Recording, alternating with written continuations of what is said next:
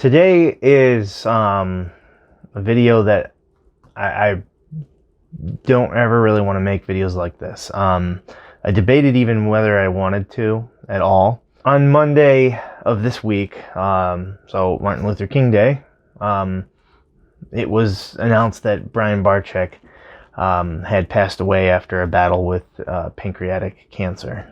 Obviously, I didn't know Brian personally. I'd never gotten the pleasure to really get to know him, and I would have liked to, for certain. I didn't discover Brian like a long time ago. Ironically, I had watched other YouTube things. I've been interested in reptiles my whole life, but I hadn't really watched reptile stuff on YouTube. I kept that kind of, that interest to myself. A lot of my family, I've always loved animals. Everybody knew that, but I didn't really watch Brian until sometime in maybe 2015-ish or 16-ish, somewhere around there. I think I started watching him. I knew about him, but I did not start really watching like his vlogs and the old snakebite stuff until then. But Brian is a big influence, and I know some people had their little ways and opinions and whatnot, but Brian cared about people, and he cared about what people thought about reptiles. He was very passionate, and he brought a lot of people into loving these animals, into loving reptiles, into accepting them. He was really a big time face in terms of social media, at least, in bringing a lot of this about. If you are a breeder of reptiles, you owe something to Brian. And if you weren't a breeder, if you were just someone who loves reptiles, there's a decent chance that you were brought into loving reptiles by Brian because of his very unique style of connecting with an audience in a vlog type style. I don't think very many people had done that before him, and he trailblazed in a lot of ways. He started off as really just a breeder. He loved reptiles. A lot of people got to know him just as a ball python breeder, though, and that might be where they stopped knowing him. They knew that he was a big time ball python breeder, one of the first, and he trailblazed in a lot of ways. I've called him that in many other videos. He's a trailblazer. When you trailblaze, you are making that path and allowing others to come along after you and improve it, quite frankly, because you're the first one.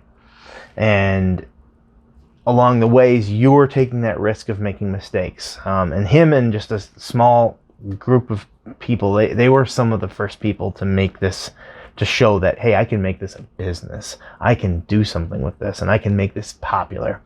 And then he evolved. He evolved and said, I don't just like ball pythons. I love animals. I love reptiles. And he created a zoo. And I was lucky enough to have gone to the zoo in August. So we had gone up there as part of a family vacation, and it was to see a WWE SummerSlam in Detroit. But while we were making this vacation, we knew we were stopping at the Reptarium, which is not terribly far from Detroit. So we made a day of that. We went to the Reptarium, and then the next day, I believe we went to the Detroit Zoo. And I gotta say, both are very, very nice. The Detroit Zoo is actually very, very cool. But the Reptarium, what he's created there, is astonishing, because it is everything that his vlogs ever were. Everything has been crafted so beautifully, and the staff there is so wonderful. You have this awesome looking environment that now you get time to actually go in there, and it's the personal interaction that gets me. You are able to interact, touch, see on a more personal level. When you go to a zoo, it's behind glass, and that's for the safety of the animal and sometimes you. But there's something about connection, about creating that connection and, quite frankly, dispelling any fear that is magical. And that is what has been created there. I saw it happening on a level that I have been blessed enough to experience myself, just working shows, being able to show people and have them hold their first snake. And he's made a factory out of being able to harness that emotion of first time snakes and dispelling fear, and educating people, and in the best way, because the best kind of education is education that these animals shouldn't be feared and that they should be loved. They should be respected. They should be in awe of. These are all incredible animals, reptiles in general. And he harnessed this on a social media type wave on YouTube and on other social media like Instagram and Facebook. And then he turned it into a place that you could go to. That's why a lot of people will tell you the generic line that Brian's spirit will live forever. Because he was not there that day that I went. Because, I mean, this was August and he was in the throes of his chemotherapy treatment. So he was not there very often, except for before they opened and such. But he was there in spirit. He was, because that place screamed everything that he has been saying. It was very personal. It was very hands-on. The people that they have working there, you can tell that they were vetted. They were picked based on their passion and love. They were all like enamored, like it was the best day on earth for them. And the aquarium, the legacy that he is building, which he unfortunately will not see, I gotta say, I hope he did see it. He saw it in his mind. You see him talk about it in his videos, and you almost get into like a glazed 1,000-mile stare, I feel like, from him, because he sees it. He saw the opening with his eyes, and I truly know, that place is even going to be crazier. It's going to be even more of a magnet for getting people excited about animals.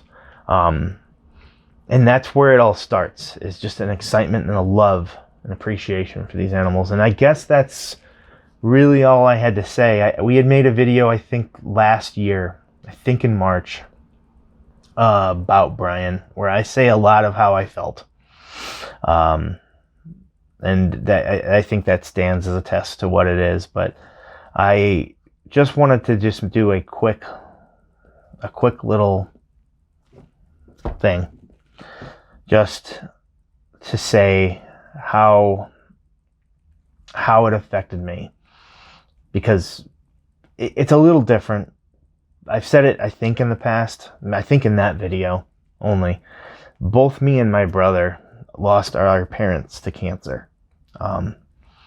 And my brother was only 6 when we lost our dad, and he was 15, turning 16 almost within a week when we lost our mom.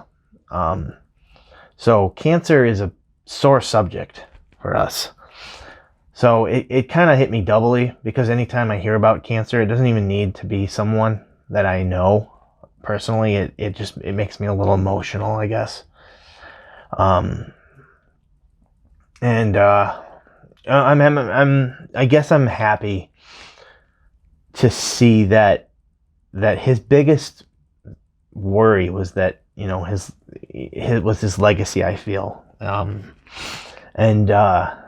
I really think he knows in the end that is more than secure. Because it was alive the day that I went to the Reptarium. He was there. His spirit, like what he created, was there that day.